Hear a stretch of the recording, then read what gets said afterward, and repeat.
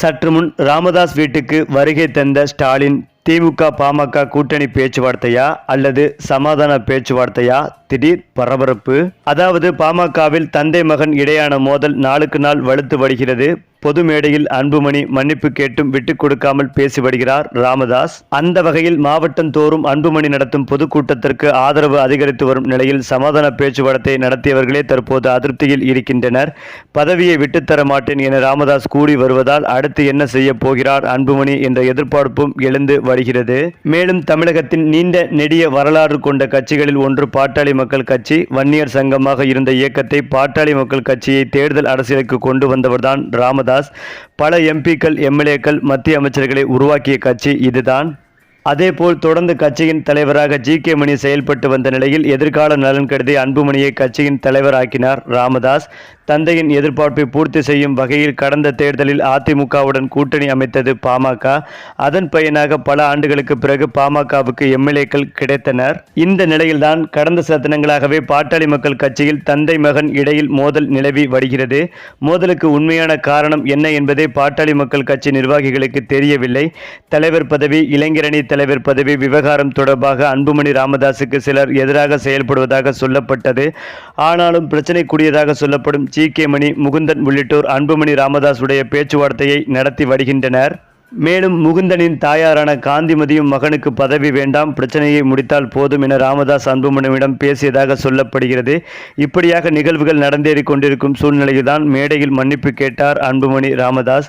தந்தையிடம் மன்னிப்பு கேட்டது ஒன்றும் தவறில்லை, உத்தரவிடுங்கள், தலைவராக எதுவாக இருந்தாலும் செய்து முடிக்கிறேன் என கூறினார் அன்புமணி ராமதாஸ். அவரே இறங்கி வந்துவிட்ட நிலையில் தந்தையான ராமதாஸ் இறங்கி வருவாரா என எதிர்பார்க்கப்பட்டது. ஆனால் எதிர்பார்ப்புக்கு நேர்மாறாக அடுத்த நாளே பல நிர்வாகிகளை நீக்கினார் ராமதாஸ். இதனால் அவர் தொடர்ந்து பிடிவாதத்தோடு நடந்து கொள்வதாக கட்சியினரே விமர்சிக்கின்றனர். இந்த நிலையில் கடந்த சில தினங்களுக்கு முன்பு ஆடிட்டர் குருமூர்த்தி, முன்னாள் மேயர் சைதை துரைசாமி ஆகியோர் ராமதாஸை சந்தித்து பேசியிருந்தார்கள். அன்புமணியுடன் இணக்கமாக செல்ல வேண்டும் என அவர்கள் எடுத்து சொன்ன போதிலும் 40 ஆண்டு காலம் வன்னியர் சங்கத்துக்காகவும் கட்சிக்காகவும் தான் உழைத்ததை சுட்டிக்காட்டிய ராமதாஸ், தலைவர் பதவியை நான் வைத்திருப்பேன், விருப்பப்படும் போது அன்புமணிக்கு அளிப்பேன் என சொன்னாராம். அதேபோல் எவ்வளவோ சொல்லியும் ராமதாஸ் அன்புமணியை மீண்டும் தலைவராக நியமிக்க மாட்டேன் என்பதில் உறுதியாக இருக்கிறார். குடும்பத்திலும் பிரச்சனை இல்லை, கட்சியிலும் பிரச்சனை இல்லை என்றால் ராமதாஸ் இப்படி பிடிவாதமாக நடந்து கொள்வதற்கு காரணம் யார் என்ற கேள்வியும் எழுந்திருக்கிறது. ஏற்கனவே ராமதாஸ் வீட்டில் இருக்கும் ஒரு செவிலியர் தான் பிரச்சனைக்கு காரணம் என சொல்லப்படும் நிலையில்தான் அது தொடர்பாக பாமக நிர்வாகிகள் கருத்துக்களை தெரிவிக்கவில்லை. இது ஒரு புறம் இருக்க, தமிழகம் முழுவதும் நடைப்பயணம் மேற்கொள்ள இருக்கிறார் அன்புமணி. ஏற்கனவே ஒருங்கிணைந்த மாவட்ட பொதுக்குழுவை நடத்தி வரும் நிலையில் அன்புமணி ராமதாஸுக்கு பின்னால் ஏராளமான நிர்வாகிகள் அணிவகுத்தும் நிற்கின்றனர். இதனால் தான் அவர்களை நீக்கிவிட்டு புதிய நிர்வாகிகளை நியமிப்பதாக ராமதாஸ் சொல்லி வருகிறார். இதற்கிடையே அன்புமணி நடைப்பயணம் அடுத்த மாதம் தொடங்க இருக்கும் நிலையில் பாமகவில் பல்வேறு பரபரப்புகள் அரங்கேறும் என்கின்றனர் அந்த கட்சியின் விவகாரங்களை உன்னிப்பாக கவனிக்கும் நிர்வாகிகள்.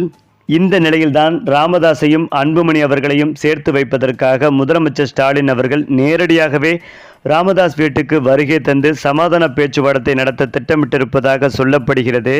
அதன் பேரிலேயே ஸ்டாலின் ராமதாஸ் வீட்டுக்கு வருகை தர உள்ளார் என்ற எதிர்பார்ப்பு எழுந்துள்ளது. இந்த தகவல் சற்று தமிழக அரசியலில் பரபரப்பாகவே பார்க்கப்பட்டு வருகிறது.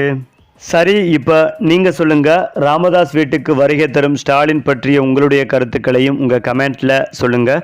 மேலும் இந்த வீடியோ உங்களுக்கு பிடித்திருந்தால் லைக் பண்ணுங்கள், ஷேர் பண்ணுங்கள், மறக்காமல் நம்முடைய சேனலை சப்ஸ்கிரைப் பண்ணிக்கோங்க.